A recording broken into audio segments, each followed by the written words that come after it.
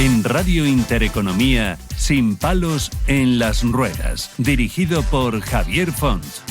Este programa te lo ofrece tu farmacia de confianza con el apoyo de Vidafarma.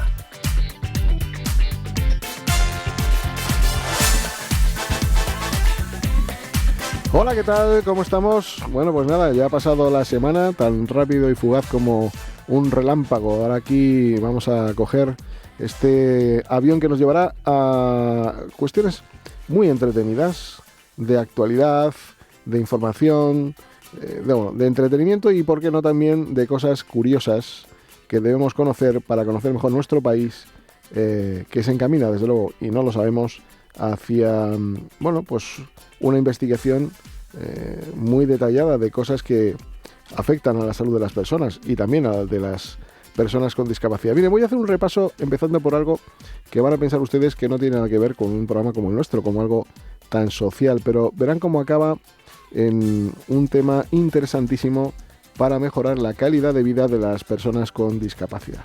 Y es que, ni más ni menos que hoy ponemos sobre la mesa un tema fascinante a la vez que controvertido: el neuromarketing, la disciplina que estudia cómo el cerebro responde a los estímulos publicitarios de consumo y de otra índole, que ahora hablaremos de ello. Las grandes marcas no solo venden productos, venden experiencias, emociones, deseos. Gracias a la neurociencia, el marketing ha perfeccionado sus estrategias para captar nuestra atención y persuadirnos de formas cada vez más sutiles, cada vez sin que nos estemos dando cuenta de que nos atraen. Los colores, los sonidos, la disposición de los productos en una tienda, por ejemplo, incluso la música de fondo en un supermercado, no están ahí por casualidad, ni mucho menos. Todo responde a estudios que buscan activar nuestras emociones y disparar decisiones automáticas de compra, a veces compulsivas.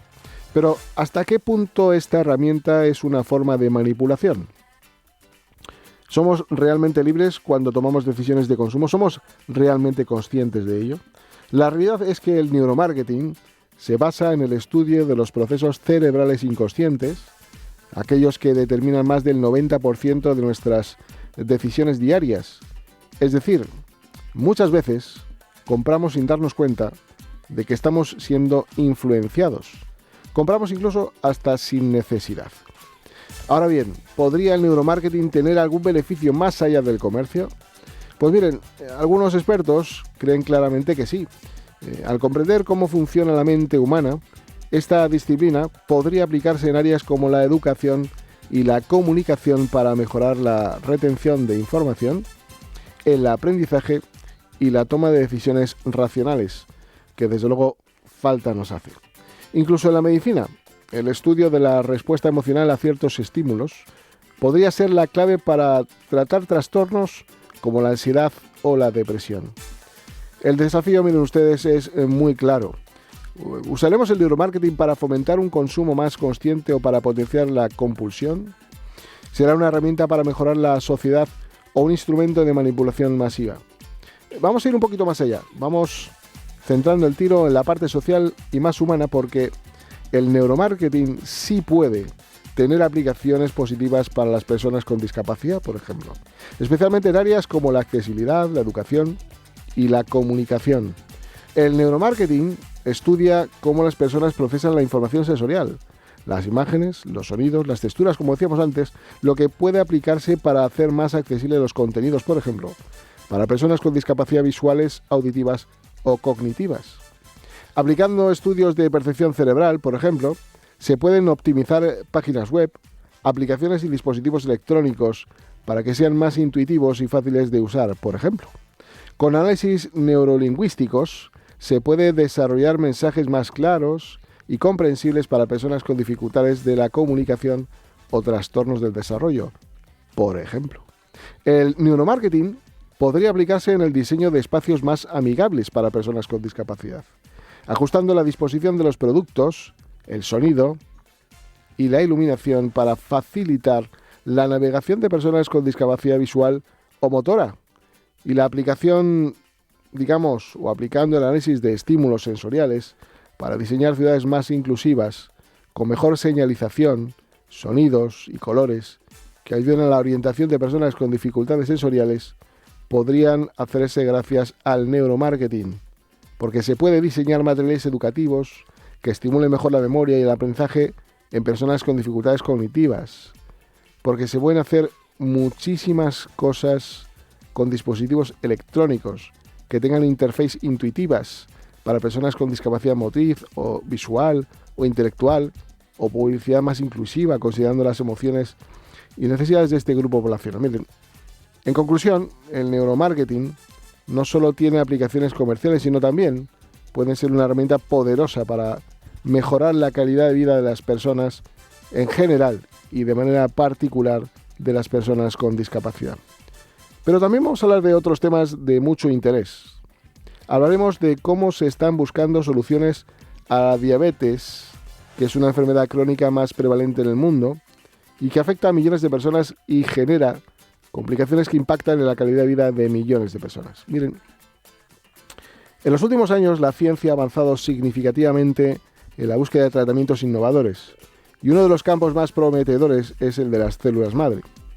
Estas células, con la capacidad de regenerar tejidos y restaurar funciones dañadas, abren la posibilidad de una cura definitiva para la diabetes, especialmente la de tipo 1. Esta se caracteriza por la destrucción de las células beta del páncreas responsables de la producción de la insulina.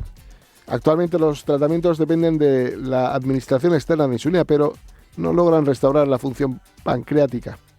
Las células madre ofrecen una alternativa revolucionaria, la posibilidad de generar nuevas células de beta capaces de producir insulina de manera natural. Bueno, hablaremos, por ejemplo, de distintas estrategias con células madres embrionarias, con células madre pluripotentes inducidas o de trasplantes de islotes pancreáticos generados con células madre. Bueno, a pesar de los avances, la aplicación clínica de estas terapias enfrenta desafíos con la incompatibilidad inmunológica en muchos casos. Pero bueno, el futuro es prometedor, es muy esperanzador.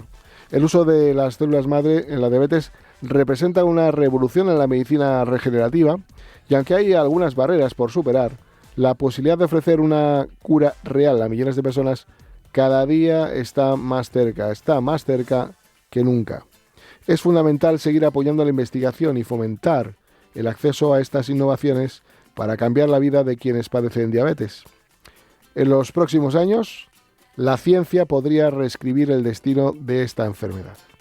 El cambio hacia la cura está en marcha y las células madre podrían ser la clave para un futuro sin diabetes. De ello hablamos, por eso despegamos.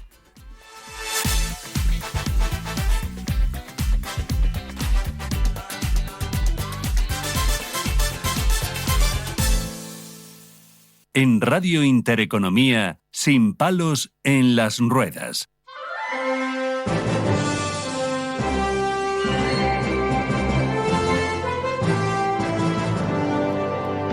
Y bueno, vamos a empezar con el primero de los temas que hablábamos en nuestra editorial, tan importantes como es intentar al menos curar la diabetes en personas que padecen esta enfermedad, y son muchos millones ya en el mundo. Por lo tanto, es algo en lo que los laboratorios y los científicos y los expertos están en ello para intentar, si no curar definitivamente, por lo menos dar el mejor medicamento paliativo o cualquier otra circunstancia que mejore su calidad de vida. Miren, hace ya algún tiempo apareció en prensa que un grupo de científicos y médicos chinos había logrado curar la diabetes en un paciente utilizando terapia celular como un importante hito que representa, pues desde luego, una luz de esperanza para millones de personas que luchan con esta enfermedad crónica, ¿no? La persona en cuestión era un hombre de 59 años que padecía diabetes tipo 2 desde hace más de 2 décadas, 20 años. A pesar de los tratamientos convencionales y su trasplante de riñón en 2017, sufría complicaciones derivadas de la enfermedad y dependía de múltiples inyecciones y tratamientos diarios, ¿no? Bueno, gracias a esta terapia celular, los especialistas parece ser que pudieron restaurar la función de los islotes pancreáticos del paciente, que son los responsables de regular los niveles de glucosa. Bueno, una innovadora técnica que consiste ni más ni menos que en utilizar células madre para regenerar y reemplazar las células dañadas del páncreas. Bueno, como ustedes bien saben, siempre tenemos voces de expertos, voces muy autorizadas, que nos puedan ampliar esta información desde un punto de vista más cercano y muy profesional. Y para ello, en esta ocasión, hemos traído a un experto en biología, doctor en biología concretamente, que es el doctor Luis Montoliu.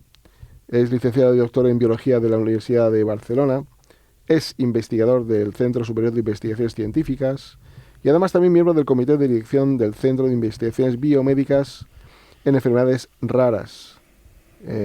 Y bueno, pues desde luego, como no podía ser de otra manera, le queremos saludar. Doctor, ¿qué tal? Muy buenas. Hola, ¿qué tal? Buenas, encantado de estar aquí con vosotros. Gracias, desde luego, por atender nuestra llamada y por venir a vernos tan amablemente para ampliarnos quizás un poco esta información, que no sé si queda en un mero titular periodístico o de verdad hay un trasfondo importante en esta misma, ¿no?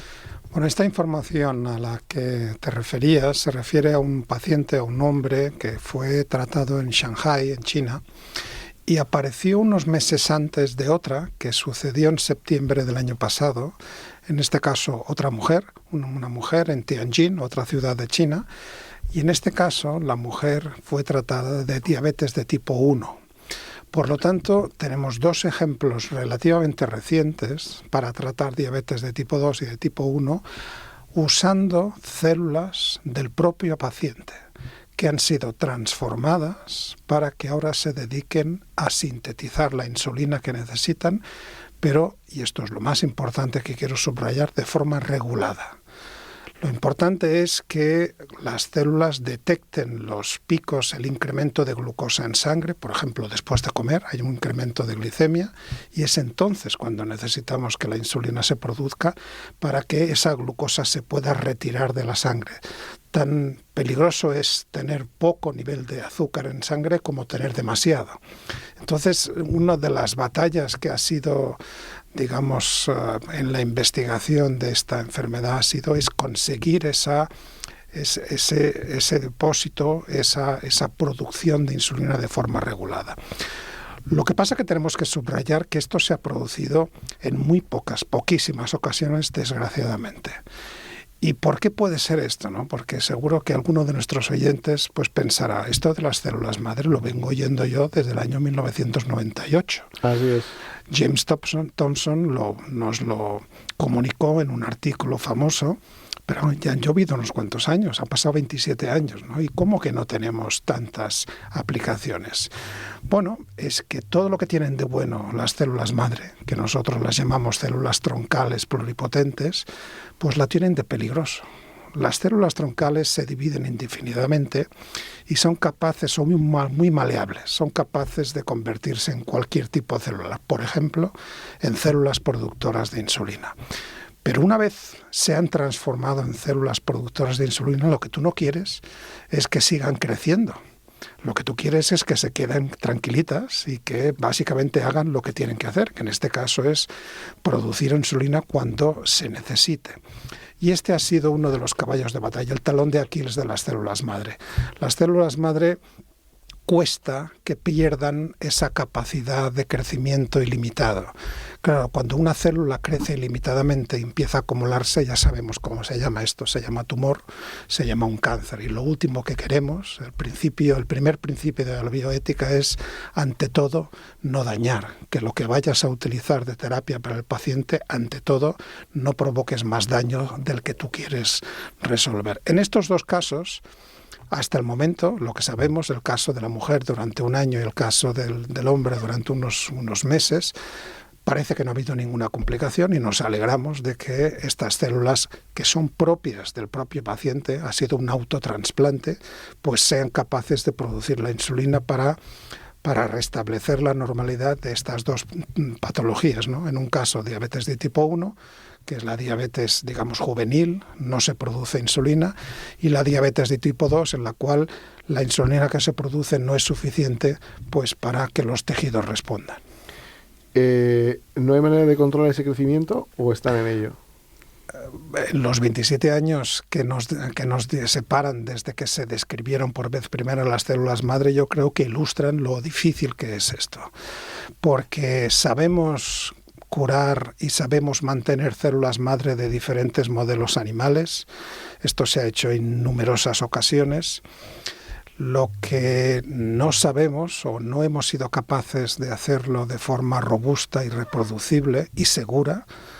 Hay que recordar que los tratamientos, antes de ser eficaces, tienen que ser seguros. Y la seguridad es lo que realmente ha sido pues el terreno en el cual se han ido produciendo pues algunos avances por goteo, ¿no?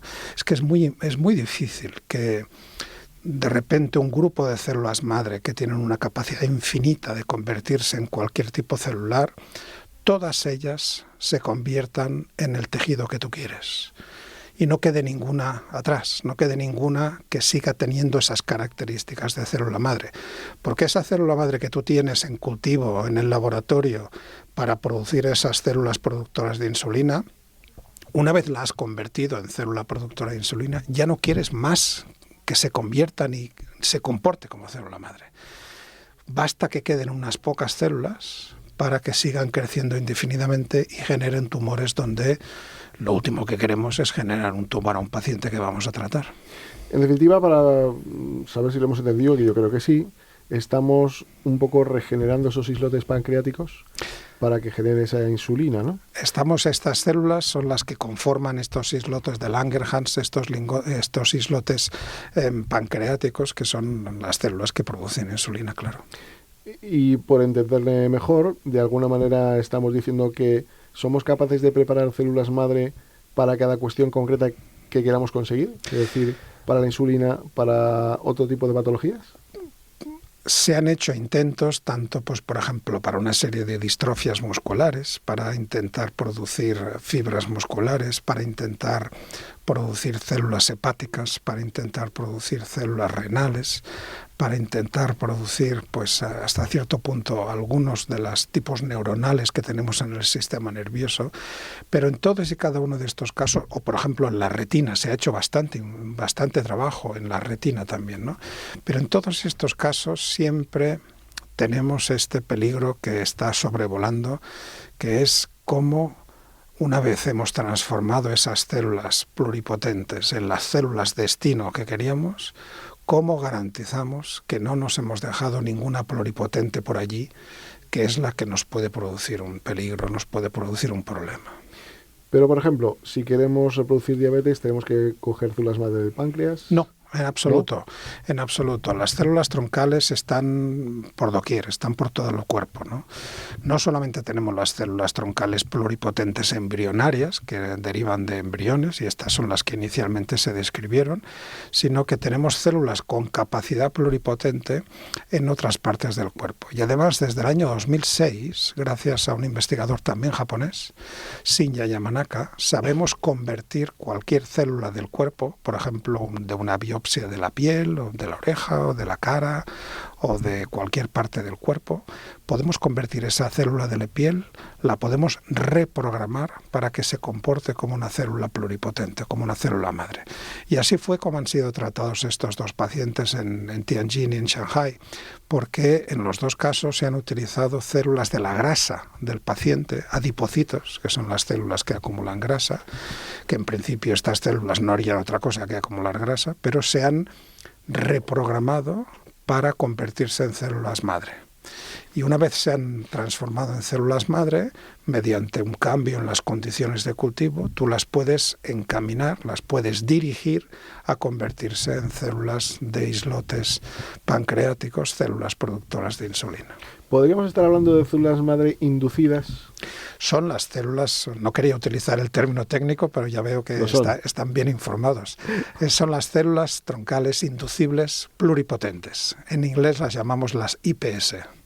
Me surge ahora la curiosidad, porque es verdad que iba a hacer una pregunta, porque es verdad que hemos visto información por parte de China, Japón, curiosamente, que bueno, es curioso que estos países, que cuestiones éticas a veces, sobre todo China, son de dudosa credibilidad, pero parece que han avanzado mucho más ahí que por Europa Occidente, ¿no? Bueno, yo voy a romper una lanza en favor de mis colegas chinos. Yo creo que China es un gran país. Gran país me refiero a un país muy grande, sí, en el cual caben muchos investigadores. Y no me cabe duda que habrá alguno que intentará saltarse las normas y tomar atajos. Pero en general, yo lo que quiero decir es que tanto en China como en Japón, como en Corea, como en Estados Unidos, como en Europa, pues la mayor parte de los investigadores están por la labor de avanzar en salud. En Japón han apostado mucho por estas inducibles pluripotentes porque tienen un premio Nobel. Shinya Yamanaka en 2006 fue el que describió la manera de convertir cualquier célula del cuerpo en célula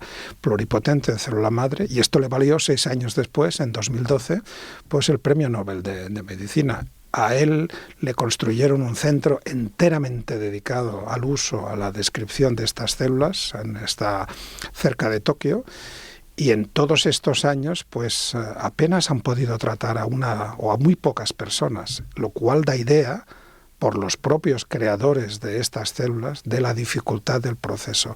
Yo creo que nos las prometíamos muy felices y yo soy uno de los primeros que, y como muchos otros colegas, que estábamos esperando mucho más de las células troncales, ¿no? Pero no ha sido así o no hemos tenido todo el éxito que esperábamos. Como todo en ciencia, al final lo que hay que volver al laboratorio y hay que seguir investigando, ¿no? Y espero que en los próximos años esto cambie y que tengamos una alternativa terapéutica, que no tengamos que comentar una noticia de un paciente en un sitio, de un paciente en otro, sino que comentemos la noticia de miles de pacientes tratados, ¿no? Muchas veces oímos en prensa o leemos cosas que podían ser titulares muy llamativos, que te dan desde luego un chute de ilusión para pensar que hay enfermedades que se puedan curar pronto, y hablan a veces de bancos de células madre, pero por otro lado también se observa que al final las células madre mejores son las que uno mismo tiene. Las propias, porque lo primero que tenemos que hacer es evitar el rechazo fulminante que se producirá cuando utilicemos unas células troncales, unas células madre de otra persona, ¿no?, que tiene una genética distinta, ¿no? Por eso la propuesta de las células inducibles, que nos permite utilizar células de nuestro propio cuerpo para generar una terapia, para curar nuestras propias enfermedades, pues es la que sigue explorándose y es la que probablemente tiene más futuro. De hecho, para enjuagar un poco este mal sabor de boca que nos queda porque hay pocos tratamientos, yo diría que las células madre han sido impresionantes todo el trabajo que nos han permitido hacer en cultivo. Muchas veces no podemos hacer investigación con los pacientes de determinadas enfermedades, bien porque son pocos, bien porque no es éticamente absolutamente aprobado el trabajar directamente con los pacientes, pero sí que podemos obtener sus células, y esas células que están dañadas porque también retienen parte de la patología, las podemos convertir en células madre. Y esas células madre en el laboratorio las podemos derivar a neuronas, a células musculares, a células de la retina. No estamos curando al paciente, pero estamos ayudando a entender qué le pasa al paciente. Eso sí que ha sido un gran triunfo y eso ha sido algo que lo tenemos que reconocer con todas las letras. Es un éxito debido a la investigación con células madre. En alguna ocasión yo he tenido, incluso, seguramente que esto nos sonará a todos, amigos que han tenido un bebé y han decidido extraer células madre del cordón umbilical para llevarlos a un banco de células madre. El sentido que tiene esto es: dejémonos el banco de células madre para que si a futuro a mi hijo le sale una enfermedad poderlo tratar con esto, o es para donarlo a terceros. Bueno, ¿Y qué sentido tiene donarlo a terceros si las mejores son las propias, ¿no? Bueno, las dos cosas son ciertas. Lo cierto es que la utilidad de estos bancos, yo diría que por lo menos es cuestionable, ¿no? Yo creo que hay que contar con la buena voluntad de los padres que quieren lo mejor para sus hijos y quieren pues preservar estas células por si fueran necesarias, ¿no? Pero yo no tengo los datos fidedignos, pero me atrevería a decir que son muy pocas las ocasiones en que esas células se han podido utilizar directamente en algún tipo de terapia, ¿no? Yo creo que quedémonos con este mensaje. Todos nosotros somos portadores de células que en cualquier momento se pueden convertir en células madre, y esas células madre las podemos redirigir a la célula que necesitamos corregir o que necesitamos modificar. Este es el mensaje. Porque estas células en un banco de células se crionizan, se congelan. ¿Y cuánto tiempo pueden durar? ¿Toda la vida o...? No, las células las mantenemos congeladas en nitrógeno líquido. Nosotros en nuestro laboratorio el nitrógeno líquido está a menos 196 grados, casi 200 grados bajo cero, y esas células están criopreservadas para siempre. No tiene fecha de caducidad. No, en absoluto, en absoluto. Se aplican unos procedimientos muy precisos. Congelar es deshidratar y descongelar es rehidratar. Si se deshidrata bien, para que no se formen cristales de hielo que pueden romper las células, esto nos permite mantener las células hasta cuando lo queramos. ¿Somos potentes en investigación de este tipo? En España, como en otros países, la investigación biomédica es uno de nuestras fortalezas, ¿no? Hay muchos investigadores que trabajan en diferentes aspectos de células madre, tanto células madre de modelos animales como células madre humana. Yo creo que sí.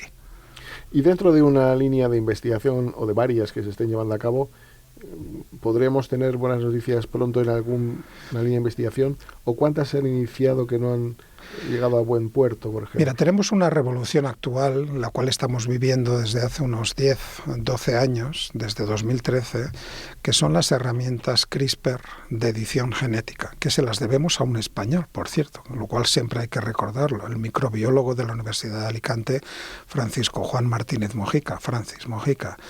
Estas herramientas permiten editar, tal cual suena la palabra, cualquiera de nuestros genes y restituir la secuencia correcta si hay algún daño, si hay alguna mutación.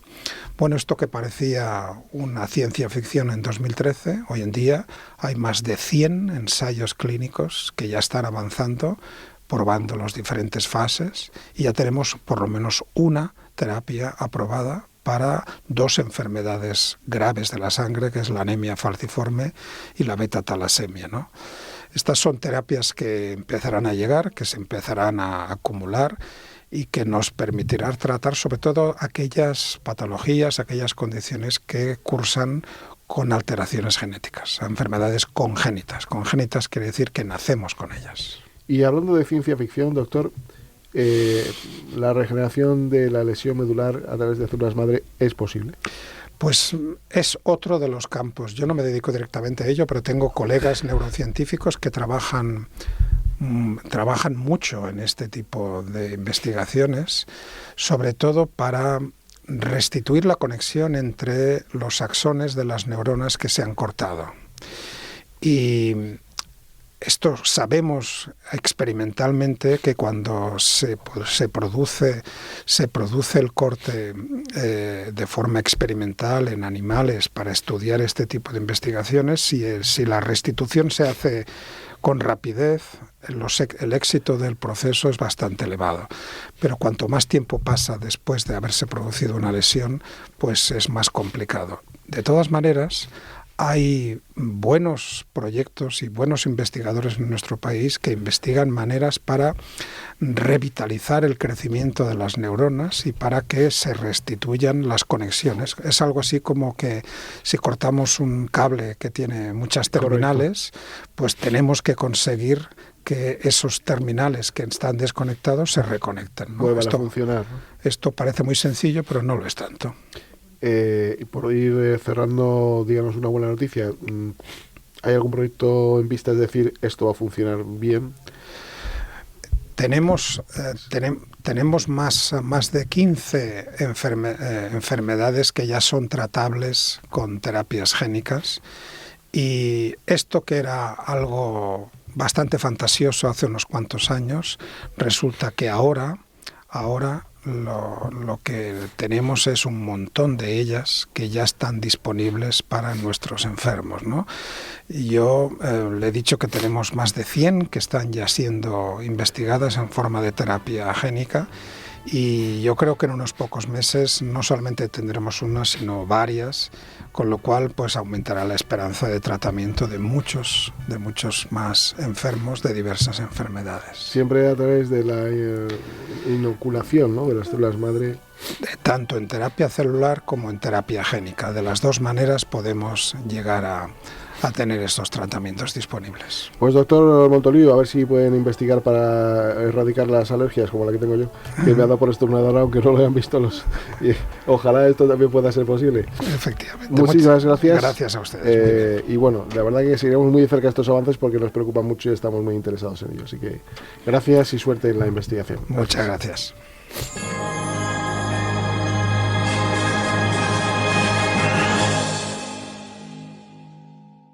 ¿Has pensado en cambiar tu bañera por plato de ducha? ¿Asearte se ha convertido en un desafío por las barreras? Confía en los mejores. En Ecoducha di adiós a tu bañera sin obras ni molestias. Acaba con todas las barreras y disfruta de la ducha con más garantías y seguridad. Trabajamos con los mejores fabricantes de platos de ducha, mamparas y accesorios para personas con movilidad reducida. Llámanos e infórmate sin compromiso en ecoducha.net o en el 91 36 73 86 4.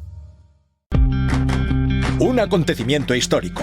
La máxima promesa del toreo, el novillero Marco Pérez, toreará 6 novillos en solitario en la Feria de San Isidro. Toda una gesta que no te puedes perder el 30 de mayo en la Plaza de Toros de las Ventas. Recuerda, 30 de mayo. Compra ya tus entradas en las-ventas.com. Si una persona sale de un punto A por un camino difícil y otra sale de un punto B por un camino más cómodo, ¿se encontrarán? Acompañamos a personas en situación vulnerable desde la infancia hasta el final de su vida, porque nosotros no creemos en las coincidencias, creemos en las oportunidades. Fundación La Caixa. Solo es progreso si progresamos todos. Los domingos a las 10 de la noche tienes una cita con El Club de los Negocios Raros. Un magazín dedicado al mundo de los libros. Actualidad, entrevistas, literatura y poesía tienen cabida en este espacio cultural de Radio Intereconomía. Dirigido por Andrés Sánchez Magro. Todos los domingos a las 10 de la noche.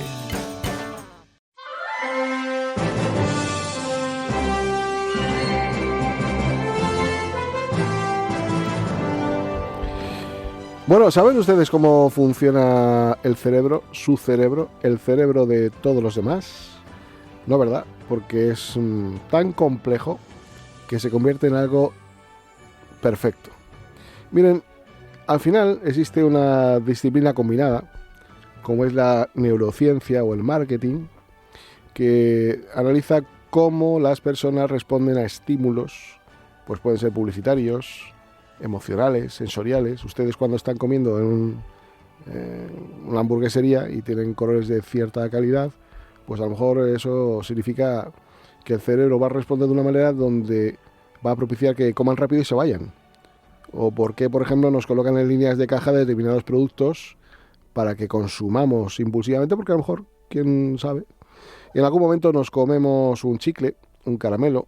Bueno, pues de esta ciencia vamos a hablar con personas que nos van a contar cómo trabaja nuestro cerebro, cuál es esa disciplina y cómo funciona esa conjunción de ciencias que propician todo lo que estoy comentando. Les invito a que nos sigan porque es verdaderamente muy, muy interesante. Miren, nos acompaña la directora de operaciones de Sociograp, Elena Martín Guerra, y también el neurólogo, investigador y escritor Pedro Bermejo para hablar de todo esto. Y quiero saludarles. Elena Martín, muy buenas. ¿Qué tal, don Pedro Bermejo? ¿Cómo estamos? Muy buenas. Hola, muy buenas. Gracias por venir al programa y por atender nuestra llamada. Miren, Elena es una destacada profesional del ámbito del marketing y la neurociencia aplicada y es cofundadora y directora de operaciones de Sociograp, que es una consultora especializada en neurociencia y marketing que fundó pues en el año 2013. Y el doctor Pedro Bermejo pues es un doctor, evidentemente, neurólogo y experto en neurociencia, y ambos pues han sido invitados para que nos expliquen un poco cómo funciona nuestro cerebro. Desde el punto de vista de la medicina, doctor, ¿cómo está configurado nuestro cerebro y cómo funciona a determinados estímulos que nos inducen a hacer cosas que no nos planteamos, que salimos a la calle a darnos una vuelta y de repente venimos cargados con 20.000 cosas, por ejemplo? Bueno, a ver, pues es una pregunta muy compleja en general, porque el cerebro, empecemos diciendo que es la estructura más compleja del universo conocido. Y bueno, digamos que nuestro cerebro está permanentemente analizando información y tomando decisiones, y muchas de ellas nosotros no somos conscientes.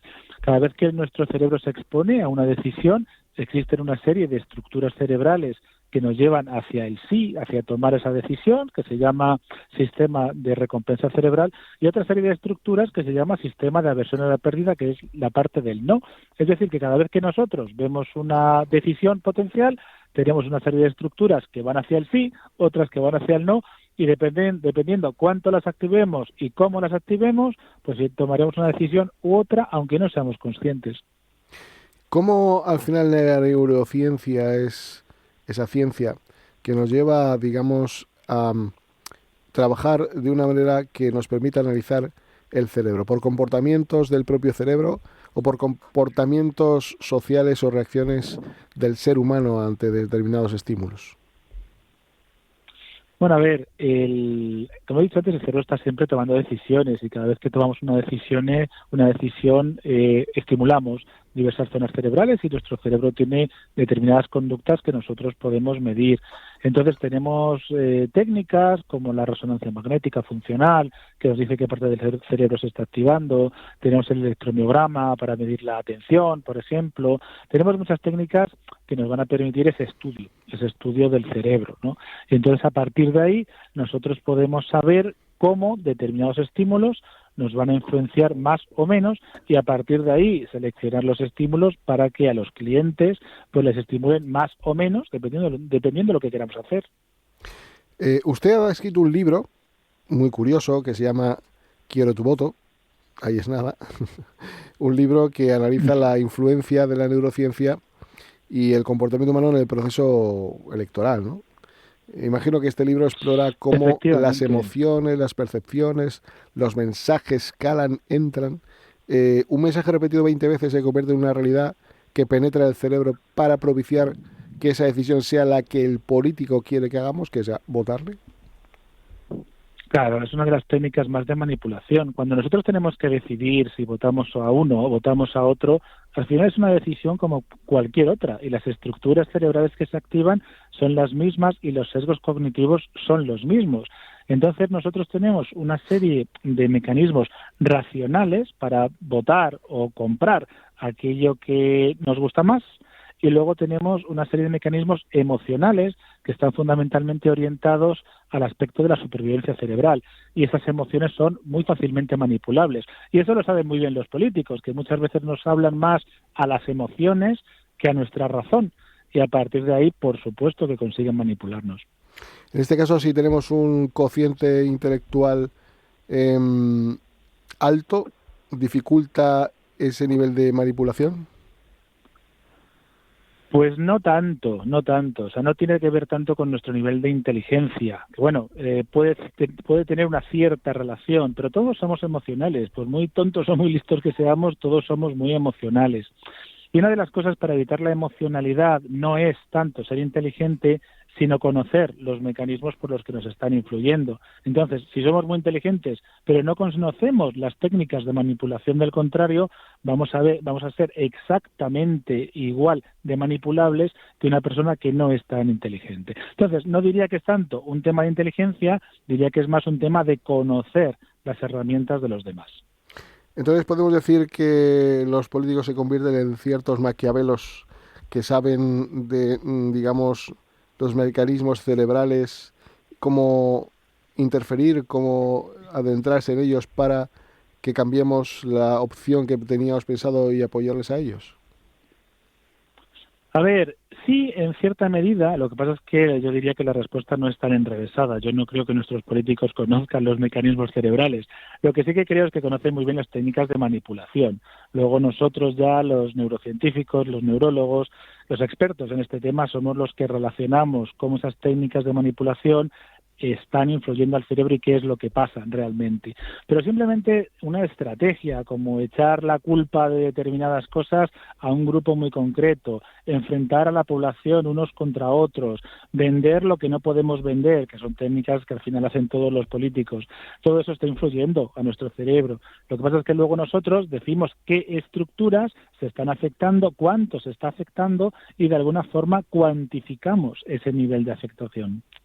Elena Martín, ¿cómo adaptamos la neurociencia al marketing? ¿Cómo hacemos esta unión de cuestiones que afectan al cerebro a la toma de decisiones y cómo enfocar esos estímulos para que reaccionen como queremos? Pues sí, igual que decía el doctor Bermejo, nosotros nos enfocamos a ayudar a las marcas a esa toma de decisiones. Me da igual que el emisor sea un político o una marca concreta, al final todos son emisores de algún tipo de mensaje, ya sea un anuncio publicitario, un producto con su imagen o una película, ¿no? Todo es un mensaje al final que si podemos ayudar a maximizar esa eficacia, pues lograremos alcanzar al receptor, que es lo que toda marca busca. ¿Qué tipo de mensaje o de consejo dan a las empresas cuando quieren vender su producto que pueda ser algo generalizado para todas? Bueno, pues no hay, afortunadamente para todos, no hay reglas mágicas. Aquí, como bien también decía el doctor, lo que hacemos es medir cada caso, porque cada caso es diferente. Yo puedo decir que habitualmente puede funcionar mejor en un anuncio un tipo de creatividad, pero a lo mejor el formato también me está afectando, o la música. Entonces, todos los elementos en sí, dependiendo de cómo los construyamos, ahí juegan un papel esencial los creativos, ¿no? Pues ahí es la magia de todo esto, que cada caso es diferente y por lo tanto cada caso hay que estudiarlo de forma separada. A ver, yo me gustaría, si nos puedes, Elena, trasladar algunas cuestiones, detalles secretos, ¿no?, que podamos destapar, sobre todo cuando vamos a comprar grandes superficies. Por ejemplo, uno de ellos yo detecto en algunos casos como hay ciertos olores que, bueno, pues difuminan ciertas compañías para captar la imagen de marca de una marca muy concreta, o los colores cuando uno va a comer a algún restaurante de comida rápida o otro sitio donde no puedes retrasarte mucho porque generas lentitud en el cambio de mesas. ¿Qué secretos nos podemos permitir desvelar para que la gente entienda qué es esto del neuromarketing? Bueno, hay muchos, la verdad. Teóricamente hay muchas teorías, ¿no?, que luego obviamente pues tienen sus resultados. Decías, por ejemplo, el tema de los colores. Por ejemplo, nosotros cuando entramos en un supermercado lo primero que vemos es el producto fresco, ya sea la fruta, la verdura.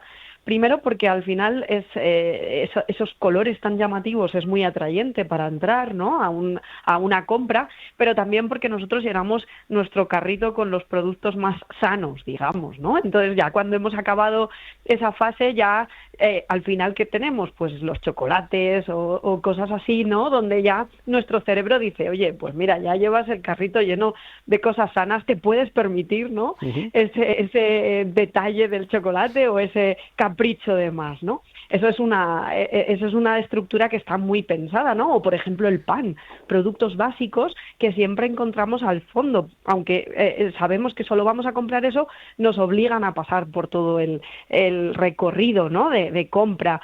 En definitiva, hay muchos también estructuras de grandes superficies que están colocadas para apelar a un cerebro más emocional, por ejemplo, marcas como IKEA, ¿no?, donde tú tienes el salón montado, no tienes los productos emplazados en un lugar hasta el final del recorrido, ¿no? Entonces, lo que se llama el cerebro más femenino sería el que ves todo en conjunto, ¿no?, porque las mujeres tenemos ese cerebro donde vemos más todo en conjunto, biológicamente es así, ¿no?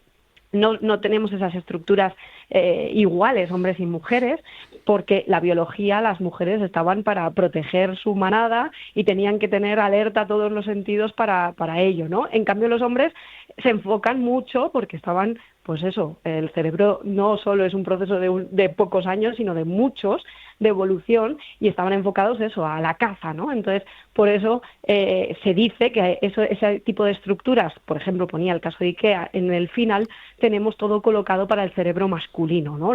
Todos los productos categorizados y colocados, ¿no? Insisto, hay muchas y lo interesante es eso, profundizar en cada una de ellas porque se aprende cada día. Últimamente detecto que el carrito de la compra solo va hacia el lado derecho. Eso forma parte también del neuromarketing. ¿Es verdad? Es que no hay carro que vaya recto, siempre va todos hacia el lado derecho. Qué curioso que están ahí las estanterías, ¿eh? Que hay muchas teorías también de esto, ¿no? De ese giro que nos hace el carro para obligarnos siempre a permanecer, ¿no? También hablabas de la música. La música tiene un componente súper importante, o los olores, ¿no? Que decías, que generan una identidad. Yo paso por una tienda y ya tengo el olor porque además el olfato es uno de los sentidos más importantes, ¿no? Que aunque parezca que no, así lo es, ¿no? Y las músicas, por ejemplo, en tiendas de moda, por ejemplo, cuando las tiendas están muy vacías, tenemos músicas muy relajadas, ¿no? Porque nosotros nos acompasamos al ritmo de la música. En cambio, cuando hay mucho bullicio de gente, lo que nos ponen es música rápida para que compremos rápido y nos marchemos, ¿no? Todo esto está jugando con esas cosas. En un estante, ¿qué se coloca lo que se quiere vender? ¿Arriba, en el medio, abajo? Totalmente, lo que está el producto colocado a la altura de los ojos. De hecho, también esto cuando las marcas colocan sus productos en los lineales no es el mismo precio. Esto es igual que colocar la publicidad. No es lo mismo poner tu anuncio justo detrás de la película en medio del bloque publicitario. Cuesta más, obviamente, porque es el producto que más rápidamente cogemos, ¿no? Las rebajas son un producto del marketing, entiendo, ¿no? El neuromarketing, sobre todo, ¿no? Sí, de hecho, las rebajas es, como decíamos antes, las emociones son clave, ¿no? En todos los procesos de decisión y muchos de esos procesos inconscientes de los que precisamente no somos conscientes, ¿no? Y las emociones, hay una emoción concreta que es el miedo, que es la emoción que más nos arrastra a todos los consumidores. Nosotros cuando sentimos miedo huimos, salimos corriendo, ¿no? Nos protegemos y las rebajas precisamente están apelando a ese miedo, al decir, cuidado que solo son unos días, te vas a quedar sin ello, ¿no? Claro. Y de una forma un poco implícita, ¿no? Pero están apelando a ese miedo que nos moviliza tanto. Incluso ves productos súper caros que supuestamente estaban a un 70% más baratos cuando eso nunca existió. Es un enganche que hay en páginas web para que uno compre al final productos que quizás a lo mejor digan estar rebajados, pero uno pueda comprobar ahora mismo en redes sociales y en internet cómo ese producto sigue siendo más barato en otros stands, ¿no? O en otros sitios. Totalmente. Los mensajes con los que van acompañados desde luego están apelando a todo esto, ¿no? Y también los colores, que muchas veces simplemente con ver una etiqueta roja o amarilla, ¿no? A que acompaña, ya parece como que es una oferta, ¿no? Lo tenemos como asociado directamente. Entonces todo esto sí, desde luego está muy, muy estudiado y tiene mucho éxito, hay que decir también. Oye, ¿y esto no crees que es un poco como tener un pequeño diablillo que está pensando cómo engañar al ser humano constantemente? Pues sí, es verdad que es así, pero siempre ha existido esto. La persuasión siempre ha existido. Lo que pasa que ahora lo que tenemos son nuevas técnicas para intentar descifrar el cómo se produce.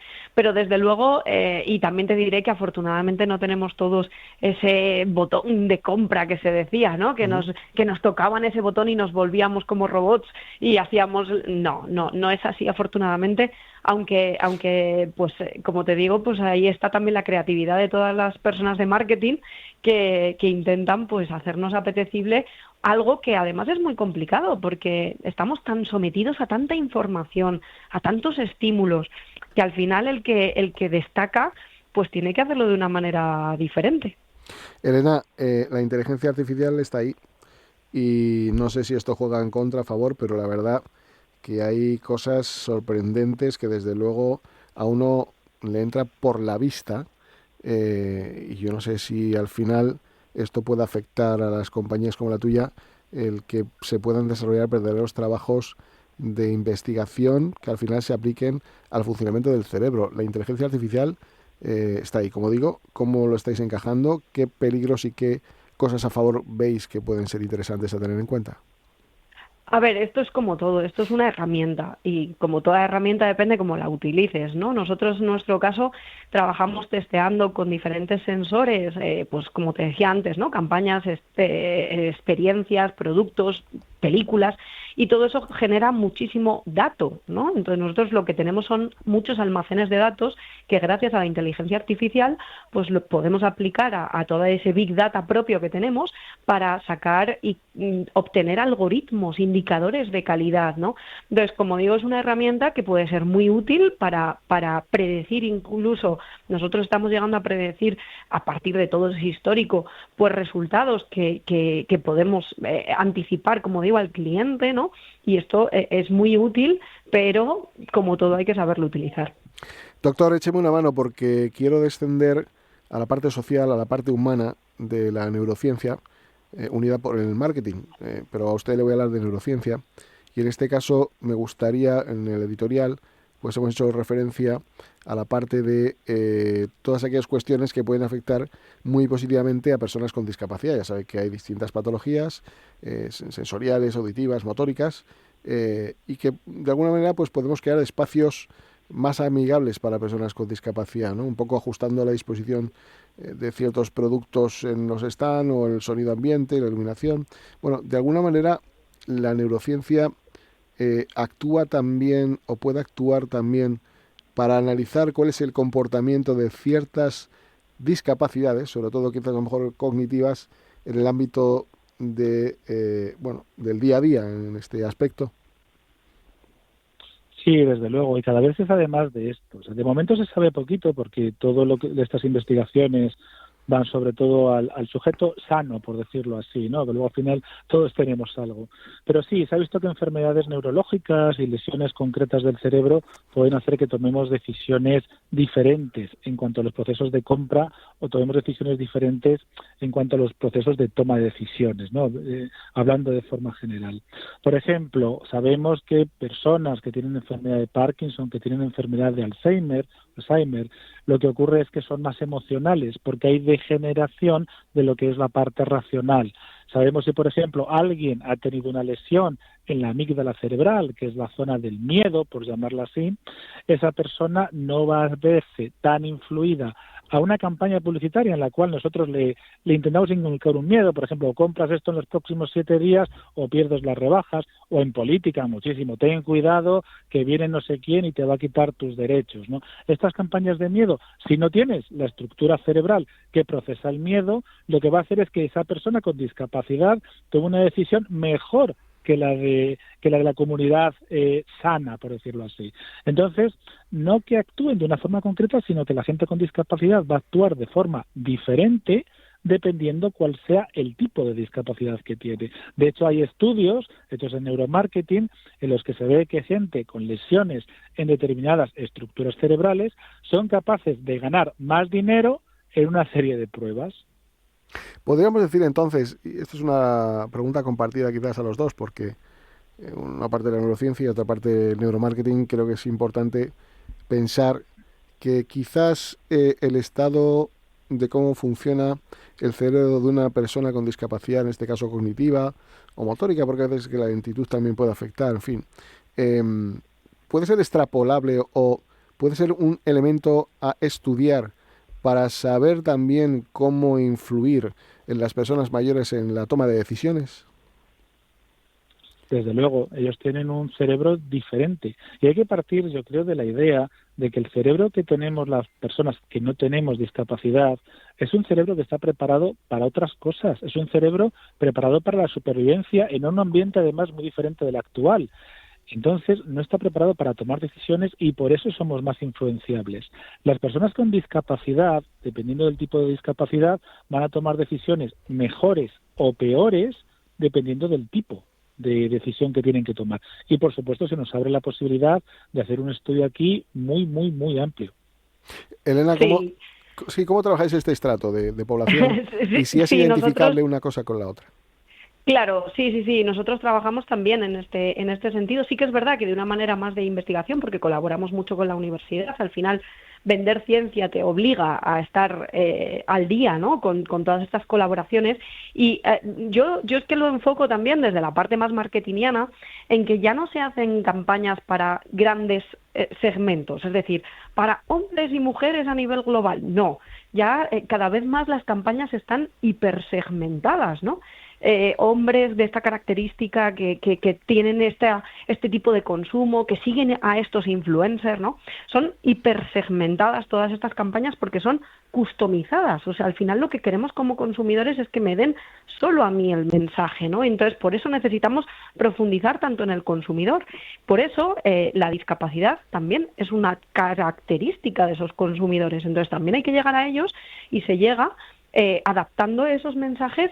Me da igual a una característica socioeconómica que a una característica, como en este caso, de una enfermedad o de una discapacidad o de lo que sea, ¿no? Al final es eso, adaptar las campañas para que lleguen y que lleguen a quien quiera que lleguen. Hay 4 millones de personas con algún tipo de discapacidad y yo creo que hay ciertos retos que el neuromarketing, no sé si en el ámbito de la investigación, por supuesto, pero la aplicación del neuromarketing no sé si se da, Elena. Y es, por ejemplo, ver cómo existen posibilidades de mejora en publicidad para personas ciegas, por ejemplo, o personas con discapacidad intelectual, que son, digamos, posiblemente las más complejas de atraer, o no sé si las más complejas o al revés. Las más simples, no me atrevo a decir de engañar, no me gusta esa palabra, pero de transformar la realidad para que su reacción sea mucho más fácil de atraer que el de una persona que no tiene esas discapacidades. Algunas cuestiones derivadas de la falta de visión y las otras pues de ese factor cognitivo que puede pues determinar reacciones muy impulsivas que a lo mejor no entran dentro de un razonamiento explicado, ¿no? Desde luego, al final estamos hablando del cerebro, que es algo súper complejo y algo que sigue evolucionando y que está vivo, ¿no? Entonces, una persona con este tipo de discapacidad desarrolla otras capacidades, que valga la redundancia, ¿no? Porque su cerebro está programado para eso, ¿no? Entonces, muchas veces encontramos, por ejemplo, personas que no pueden ver, pero que desarrollan mucho más, pues, el aspecto auditivo, por ejemplo, ¿no? Entonces, eso es lo que las campañas y que todas estas acciones tienen que buscar, ¿no? El adaptarse, como digo, a ellos, porque además tenemos que tener en cuenta que todos nosotros tenemos cerebros diferentes. Entonces, por eso es tan interesante el estudiar cada caso y cada oportunidad. Y decías que a lo mejor no se adaptan tanto las acciones de marketing y las marcas, pero cuidado, porque hay mucho estrato poblacional que entra dentro de estas características.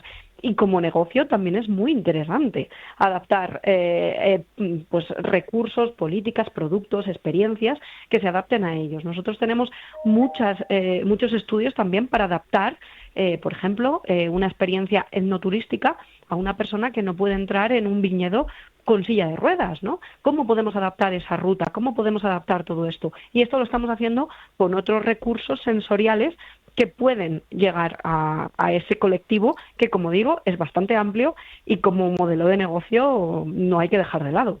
Doctor, ¿cómo actúa la conciencia y la consciencia del cerebro en el ámbito de la neurociencia en cuanto a determinados comportamientos que pueden llevarnos a reaccionar de una manera u otra?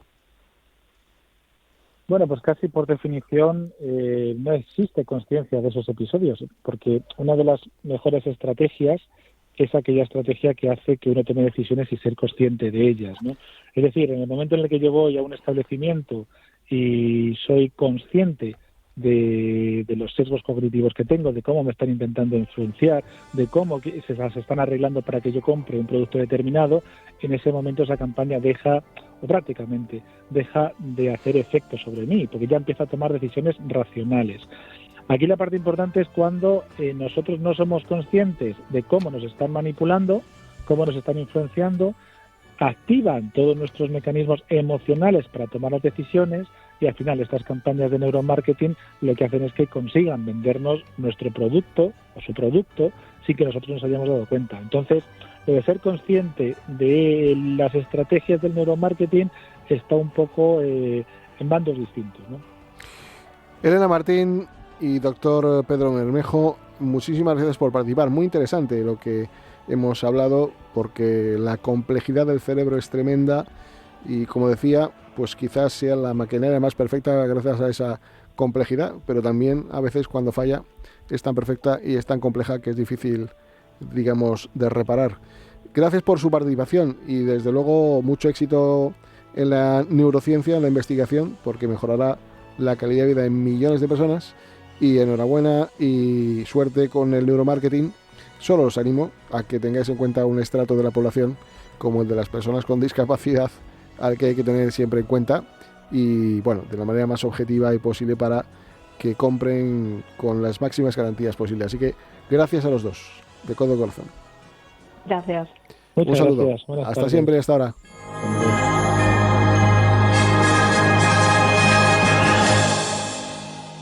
¿Tienes un bar, restaurante u hotel? No te pierdas HIP, Horeca Professional Expo, el mayor evento de innovación para hostelería. Descubre las últimas tendencias y productos en alimentación, bebidas, menaje, mobiliario, tecnología, maquinaria de la mano de más de 800 marcas expositoras junto a más de 700 expertos que presentarán las estrategias y claves para llevar tu negocio de hostelería a una nueva dimensión. HIP, del 10 al 12 de marzo en IFEMA Madrid. Entra en expohip.com y consigue tu entrada. Si una persona sale de un punto A por un camino difícil y otra sale de un punto B por un camino más cómodo, ¿se encontrarán? Acompañamos a personas en situación vulnerable desde la infancia hasta el final de su vida. Porque nosotros no creemos en las coincidencias, creemos en las oportunidades. Fundación La Caixa. Solo es progreso si progresamos todos. El 15 de junio Las Ventas vivirá una de las grandes citas de la temporada. Corrida de toros in memoriam de Victorino Martín, con los toros de esta ganadería legendaria para Paco Ureña, Emilio de Justo y Borja Jiménez. Compra ya tus entradas en las-ventas.com. La tradición y la innovación se dan la mano en el Séptimo Toro. El mundo del toro comentado por los mejores especialistas. El análisis de la actualidad desde una perspectiva diferente. Todos los domingos a las 11 de la noche se lidia en Intereconomía El Séptimo Toro con Carmelo López y Gonzalo Bienvenida.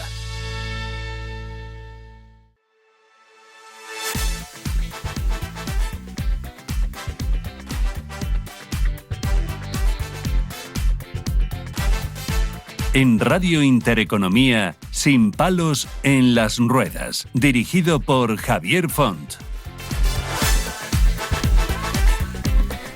Bueno, pues nada, volvemos al lío y, como decía, pues tenemos la suerte de que hay muchos oyentes que se enganchan nuevos con nosotros, cada vez somos más y por eso merece la pena recordar ciertos consejos de profesionales, grandes profesionales que se dedican a hacer cosas buenas y cosas de calidad, ¿no? Tenemos otra vez en el estudio a Luis Torres, que es gerente de Ecoducha. Luis, ¿qué tal? Hola, buenas tardes, encantado de estar con vosotros. ¿Todo bien? Muy bien. Mucho trabajo, ¿no? Sí, muchísimo. Por lo que veo. Sí. Rápidamente decirles que Ecoducha es una empresa que se dedica a la construcción, pero sobre todo al bienestar y a intentar que las cosas tengan un equilibrio entre la calidad y lo económico. Y bueno, pues sobre todo para aquellas personas que están pensando en ver cómo cambiar la ducha para evitar caídas, resbalones. Hay muchas personas que ya al final pues necesitan esta ayuda, ¿no? Desgraciadamente no pensamos en ello, Luis. No pensamos que cuando somos mayores es necesario arreglar estas cosas y ya podía venir de fábrica todo esto, ¿no? Efectivamente. Bueno, nosotros somos una empresa que nos dedicamos, nos hemos especializado en la sustitución de bañeras por duchas y le damos un toque, un enfoque sobre la eficiencia, la sostenibilidad, un diseño moderno y sobre todo el confort. Porque no tiene que ser incompatible el diseño con la funcionalidad. Por supuesto, van de la mano. Es que a veces nos encontramos cada cosa fea. Por supuesto. Que va más al ortopédico que a la... Sí. Eso pasa hasta incluso cuando uno se quiere comprar unos zapatos que no te hagan daño. Claro. Al final, bueno, en fin, no sé por qué las personas con diabetes utilizan un calzado que nada tiene que ver con lo bonito y sí parece más que con lo ortopédico. Bueno, pero yéndonos otra vez al lío, cuéntanos un poco cuáles son tus actuales proyectos. Bueno, nuestros proyectos principales ahora mismo es una expansión por todo el territorio nacional. Estamos abriendo agencias, ahora mismo estamos en Sevilla, Castellón y Valencia, son nuevos campos que estamos explotando. Pero vamos, lo más importante también es el mundo del hotel. Ahora mismo estamos actuando en 6 hoteles, 2 en la Comunidad de Madrid, 2 en Cataluña y 2 en Extremadura, a pesar de no tener ninguna presencia física allí. Nos desplazamos. Y no os eternizáis a la hora de hacer una obra, que decir, en 8 horas lo habéis cambiado. Nosotros normalmente nuestro objetivo, exceptuando cuando son baños muy especiales o baños tecnológicos, que ahora explicaré un poco lo que es, Sí. lo solemos hacer en una jornada laboral. A veces son 8 horas, a veces son menos, a veces son 10. Pero normalmente nuestro objetivo es no molestar a la persona, a nuestro cliente, darle un enfoque de rapidez, limpieza y acabar la obra en el día. Hacerlo fácil. Y ahora que hablas de tecnología, ¿qué es eso? Un baño tecnológico, Sí. bueno, pues ¿qué es esto? Pues es algo que se está imponiendo y además con muchísima fuerza. Nosotros visitamos constantemente ferias por todo el mundo. Ahora nos vamos mi mujer y yo a la feria IS de Frankfurt a ver las nuevas tecnologías que presentan los señores de Asia, pero bueno, hay que estar en Sí. el mercado. Y bueno, un baño tecnológico, ¿qué es lo que lo compone? Pues son grifos inteligentes que te regulan el agua, el caudal, no hace falta inclusive acercar las manos, simplemente cuando te acercas o bien con una silla de ruedas o andando, pues ya está programada, digamos, el campo, es decir, yo lo quiero a 30 grados y quiero que salga este caudal. Luego tenemos inodoros funcionales que incluyen el lavado y el secado, espejos inteligentes que te conectan con otros dispositivos, te dan el tiempo, inclusive radio y televisión, y bueno, los suelos antideslizantes y por supuesto con el suelo radiante para estar calentito. Pues te voy a pedir que pases por aquí cuando vuelvas de esa feria y nos cuentes cosas interesantes de, sí, por supuesto. de personas con discapacidad. Es algo importantísimo. Oye, Luis, dime. ¿Se recomienda enviar el baño cada...? A ver, esto es caro, ¿eh? Sí. No es una cosa No. Me refiero que hacer obra y todo esto... Sí, hombre, hacer una obra en un baño, la gente se puede asustar. Nosotros hacemos intervenciones, por supuesto, baño completo, pero hay la inmensa mayoría de nuestros clientes hacen lo que es una obra media, no sé si por las circunstancias económicas actuales o que lo hacemos muy bien y muy bonito, porque lo que hacemos en un día es quitar la bañera, quitar el plato, lo que haya, quitar las instalaciones antiguas, remodelarlas y la zona de ducha, alicatarla o aplacarla hasta el techo o hasta la zona donde nos dice la clienta o el cliente, y lo hacemos con un revestimiento acorde. Tenemos personas que saben diseñar en 3D, con la IA ahora mismo estamos avanzando y hacemos proyectos muy bonitos y se suele hacer en un día, y hay veces que no superan ni siquiera los 1.500 euros hacer una pequeña reforma de este tipo, ¿eh? Me refiero que es que uno no está acostumbrado a cambiar de baño todos los días, pero evidentemente Sí. los precios de ducha son bastante aceptables. Sí, por supuesto. Y de alguna manera se pretende meter elementos ecológicos también. Sí, nosotros estamos trabajando absolutamente con todos estos temas. Colaboramos, apostamos por materiales sostenibles, productos ecológicos que reducen el impacto ambiental y usamos soluciones sobre todo para ahorrar agua, que es lo más importante. Y en los del comer se puede financiar. Por supuesto, financiamos 3, 6, 9, 12 y 24 meses sin ningún tipo de interés.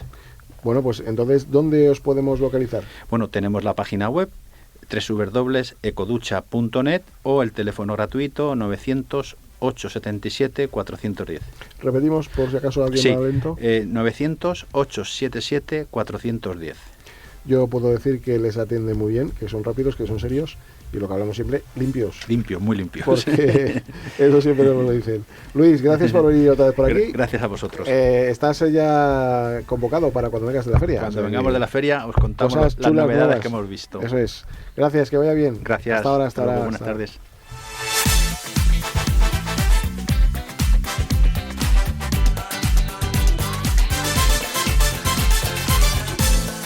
En Radio Intereconomía, Sin palos en las ruedas.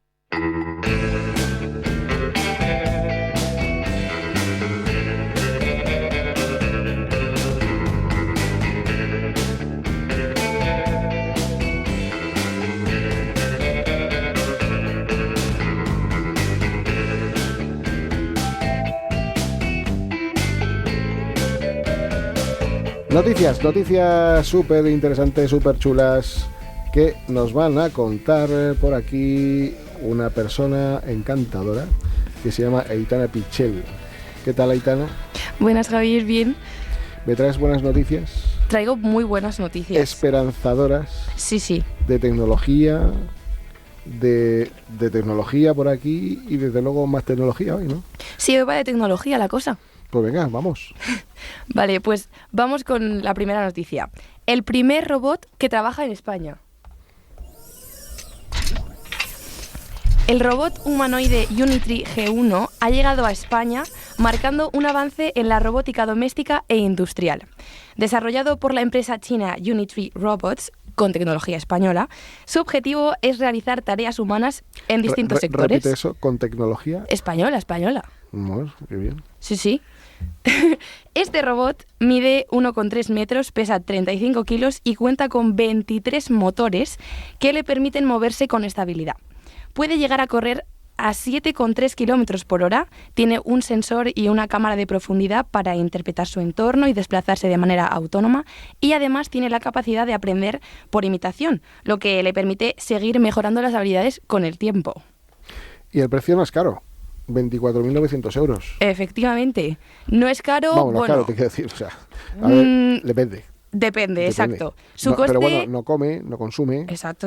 Tendrá alguna revisión de vez en cuando. Alguna vez en cuando, sí. El aceite y los niveles. Exacto, pero... hasta 2 horas de batería autónoma tiene, y es verdad que lo que decía Javier, el coste sigue siendo muy elevado para un consumidor medio, pero su lanzamiento supone una integración más a la robótica avanzada y la vida cotidiana. ¿Tú tendrías un robot de estos, Javier, en casa? Por supuesto. Sí. Por supuestísimo. Yo a mis asistentes personales les quiero un montón, pero si tuviera un robot estaría fantástico, porque, bueno, pues hay determinadas horas del día y todo esto que es necesario y a veces no es posible.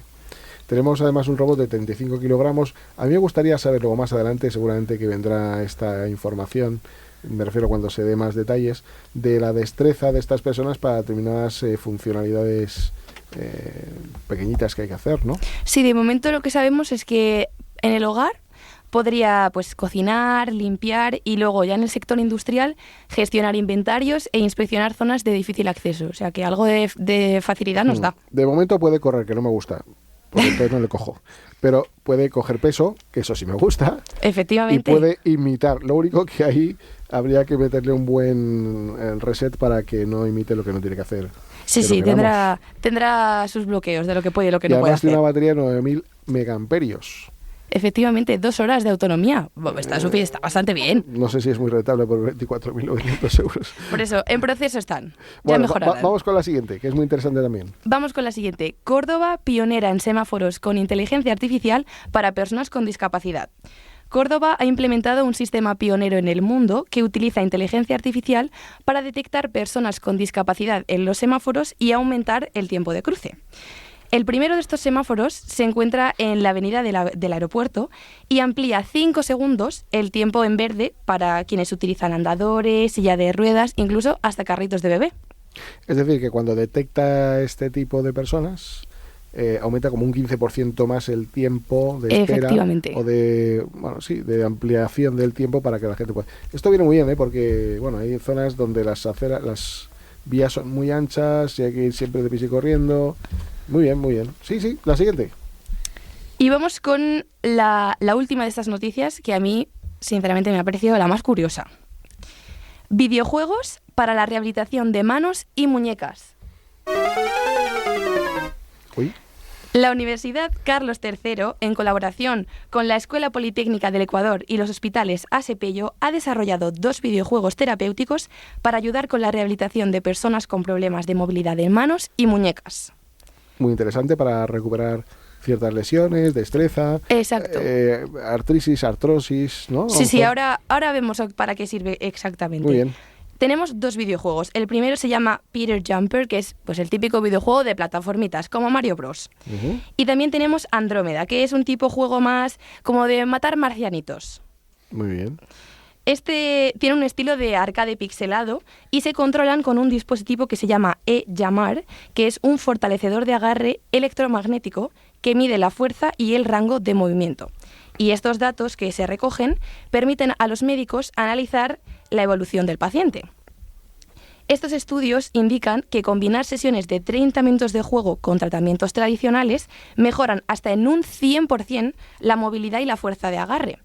puede utilizarse para rehabilitar fracturas, ictus, esclerosis múltiple y Parkinson, además de facilitar la telerehabilitación para reducir la saturación en los centros médicos. Pues Aitana, gracias por toda la información. La semana que viene vamos a traer más. Además, más y cosas mejor. Muy interesantes, sí, porque hay cosas súper chulas. Voy a añadir yo una noticia como fruto de un buen resultado de uno de los programas que hicimos aquí. Cristian lo recordará, que está a mi vera, en cuanto al tema de las revistas de los Eurotaxis. Sí.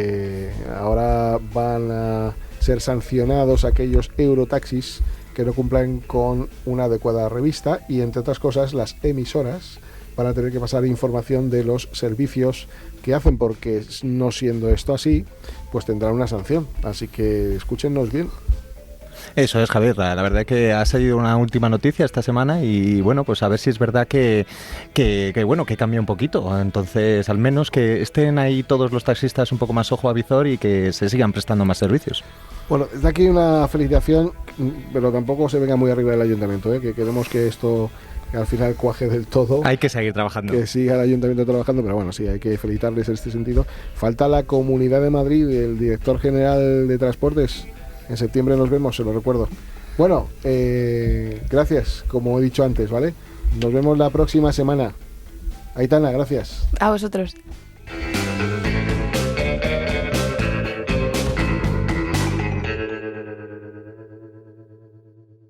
En Radio Intereconomía, Sin palos en las ruedas, dirigido por Javier Font.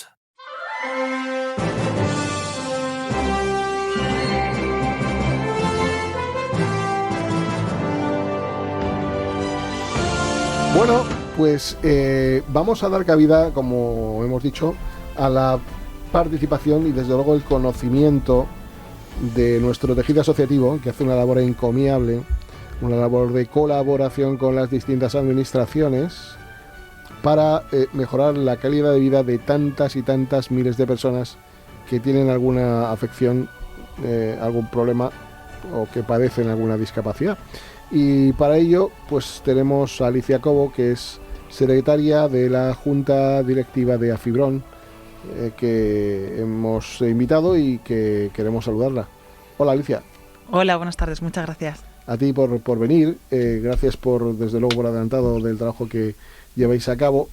Cuéntanos un poco cuándo se crea AFIBRON, en definitiva, qué es AFIBRON y cuándo se crea y cuáles son sus fines y objetivos actualmente.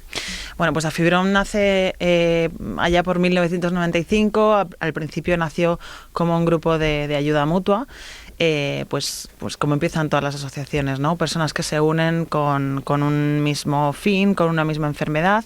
Poco a poco, ya en 1997 sí que se crea lo que es la asociación, tal y como hoy la conocemos, es decir, llevamos ya más de 25 años.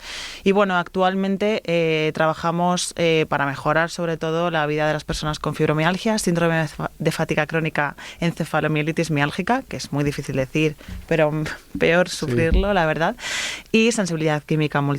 Estamos en la Comunidad de Madrid, pero sí que es verdad que damos cabida a personas y a miembros de toda España porque así lo necesitan. Decirles que la fibromialgia es una enfermedad crónica que se caracteriza, por supuesto, principalmente por el dolor musculoesquelético, que es bastante generalizado, fatiga y alteraciones del sueño, entre otros síntomas, y afecta principalmente a los tejidos blandos del cuerpo, los músculos, ligamentos, tendones. Bueno, en definitiva, centrados un poco, desgraciadamente, en la inflamación y el dolor, ¿no? AFIBRON, ¿qué es lo que hace para que sus pacientes tengan una buena calidad de vida? Bueno, nosotros trabajamos en dos vías. Mejor dicho, en tres vías. Por un lado, tenemos la parte que no se ve, donde trabajamos con administraciones, hacemos esa incidencia política que todas las asociaciones necesitan hacer, pues con sanidad, con todos los organismos que se dedican ahora mismo al entorno sanitario y que nos puede afectar en algo. Por otra parte, tenemos el trabajo con los propios socios, en el que, bueno, pues tenemos diferentes actividades y terapias, y además pues organizamos cada mes, el pasado mes hemos contado con FAMMA, de hecho, para hacer una masterclass especializada pues en diferentes temas cada mes. Uh-huh. Y luego está la parte de visibilidad. En este caso nos centramos en que la gente vea qué es la fibromialgia, que tenga información veraz en este caso, porque falta mucha información veraz sobre enfermedades invisibles. Y bueno, tenemos una revista, tenemos toda la información de la web, a través de redes sociales, participando en entrevistas como esta, que agradecemos. El gusto es nuestro. Y la webinar estupenda. ¿Está aquí Cristian? Sí. O sea que ahora le daremos la enhorabuena. Cuidado con Internet, ¿no? La gente se mete en Internet a navegar y se encuentra tantas cosas que no es muy recomendable, ¿no? Yo siempre digo que cuando me diagnosticaron fibromialgia, lo primero que hice fue consultar con Google y fue lo peor que hice, la verdad. Suele pasar. Sí, porque de repente me habían diagnosticado una enfermedad crónica que efectivamente iba a estar conmigo el resto de mi vida, pero de repente me meto en Internet y ya no es que me hubieran diagnosticado una enfermedad crónica, sino pues que iba a tener un montón de síntomas que eran horribles, ¿no? Y todos te pasaban. Claro, efectivamente, y todos nos pasan. Lo primero que tiene que tener en cuenta una persona que acaban de diagnosticar de cualquier enfermedad es que cada paciente es único. Esto significa que con su historial clínico pueden tener o no tener pues determinados síntomas o afectarle de una forma o de otra, incluso la medicación que le puede mandar el especialista es distinta. Después, lo que yo recomiendo y lo que yo hice fue acercarme a una asociación de pacientes. ¿Por qué? La experiencia que te puede dar una asociación de pacientes va a ser enormemente, muchísimo más válida que la del médico. No porque el médico no sea válida su experiencia, porque él tiene la parte de la medicina. Pero los pacientes que están en la asociación de pacientes tienen la experiencia de haber convivido con una enfermedad crónica durante mucho tiempo y pueden acercarte mejor a lo que es la realidad del día a día. Esto acerca también mejor la información. Pues, por ejemplo, desde Afibrom, intentamos que todo lo que se informa a través de redes sociales, todo lo que se dice en la revista, sea pues lo más veraz posible, también acercándonos a la investigación, que es muy necesaria, de los médicos que nos acompañan, etcétera. Evidentemente, yo creo que es recomendable acceder a una entidad del sector de la discapacidad específica, en este caso Afibrom, y luego cada uno que decida lo que quiera, pero desde mi punto de vista, lo primero que hay que hacer es contactar con una entidad reconocida, Eso es. controlada por la administración, porque no será otra cosa, pero control sí que tenemos. En fin, esa de cuestiones que va a darle información veraz y rigurosa, ¿no? Oye, habéis hecho un libro que se llama, un libro infantil, AFI te cuenta, ¿no? Que descubre y colorea la fibromialgia. ¿Desde qué edades se puede detectar y hasta qué edades más o menos se detectan? Vale, en este caso no es que sea para un niño con fibromialgia, que también los hay, que esto es otra cosa que falta información, ¿no? La fibromialgia afecta a personas de todas las edades, hombres y mujeres. Sí que es verdad que la prevalencia es mucho más alta en mujeres pues de 35, 65 años, pero esto no quita que haya niños u hombres con fibromialgia. Esto por una parte. Este libro está destinado a la comunicación de los adultos con los pequeños. Es decir, a través de este libro lo que vamos a hacer es intentar enlazar esa comunicación que es tan difícil, porque yo ahora mismo tú me preguntas qué es la fibromialgia y sí, te puedo explicar, pero es tan difícil explicárselo a un niño que no sabe por qué te ve cansado, que no sabe que aunque tengas buena cara tienes que estar ese día acostado, descansando, que hay días que la sintomatología es, por ejemplo, como un día como hoy, que está lloviendo, es bastante horrible. Explicárselo a un niño es difícil, entonces hemos hecho unos textos muy fáciles de explicar, unos textos que con ejemplos del día a día, pues por ejemplo, si no duermes es que no has recargado la pila, el dolor es como si te hubieras caído pero sin caerte, bueno, cositas así. Y a la vez con la terapia del coloreado. Esto lo que hace es unir a los niños, lo que hace es hacer otro vínculo que no sea el de oye, hijo, hija, que es que voy a explicarte por qué tu abuelita no puede levantarse hoy.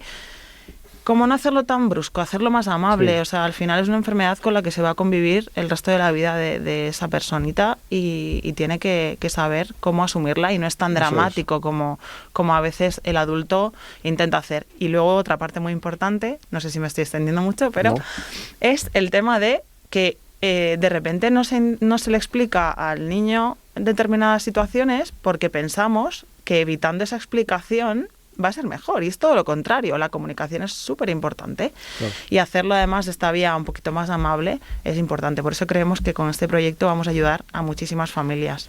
Oye, para terminar, ¿cuáles son las principales reivindicaciones? Aprovecha para decir lo que quieras. Vale, voy a hacer otra antes, ¿vale? Y es que el libro no se va a hacer realidad si no llegamos al objetivo de un crowdfunding que hemos abierto. En las redes sociales de AFIBROM podéis encontrar el link al Berkami. Berkami es una plataforma de crowdfunding. Necesitamos llegar al 100% para que este libro sea real. Es decir, de momento es solamente un proyecto muy ilusionante, pero un proyecto.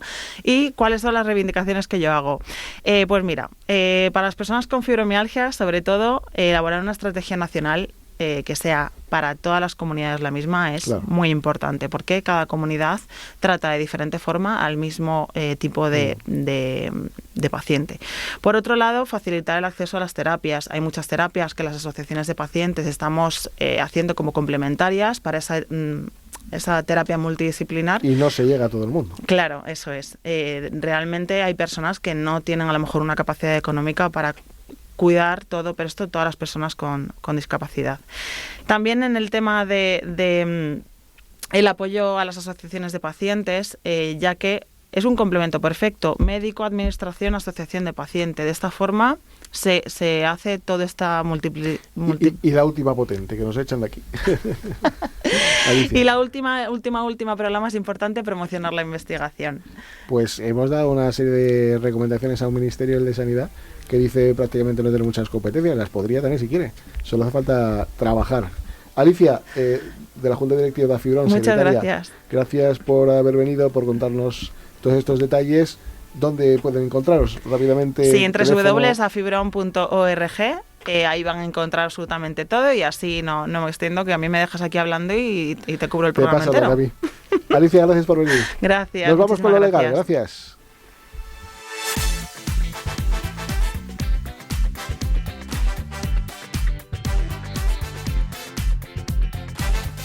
Este espacio se lo ofrece Ecoducha, la forma más segura de ducharse.